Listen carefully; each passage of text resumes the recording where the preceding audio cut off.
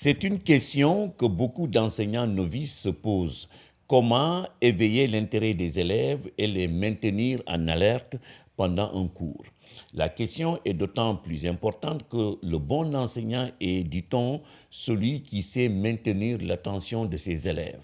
Avouons-le, il serait prétentieux de penser qu'il y a des recettes codifiées qui permettent de répondre à cette question, car chaque maître expérimenté peut sortir ses propres arts de faire dans son répertoire de gestes professionnels.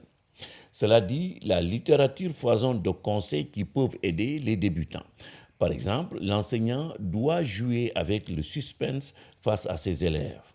Pour poser une question à un élève, il est préférable qu'il la pose d'abord à l'ensemble de la classe, laisse tous les élèves réfléchir un instant, puis sollicite la réponse d'un élève désigné seulement après.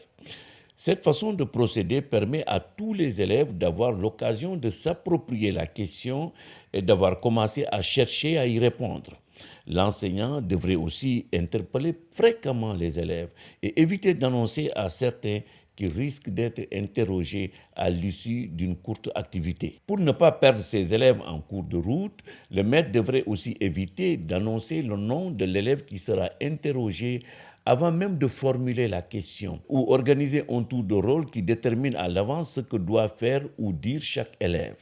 Démarrer un nouveau cours sans avoir préalablement tenté d'amener les élèves à se préoccuper du sujet.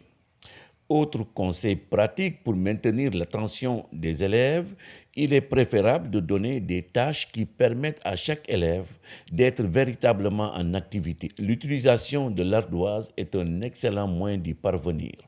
Ne pas hésiter aussi de solliciter ce qu'on appelle les petits parleurs, c'est-à-dire des élèves manifestement timides.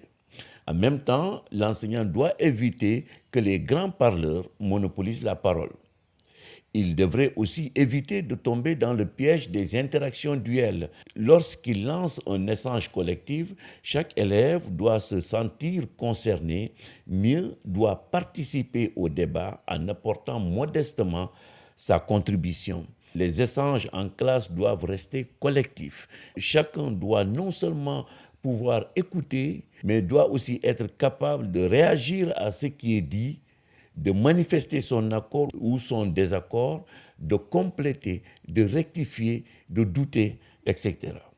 L'enseignant, naturellement, anime le débat, distribue la parole, relance, sollicite tous les élèves.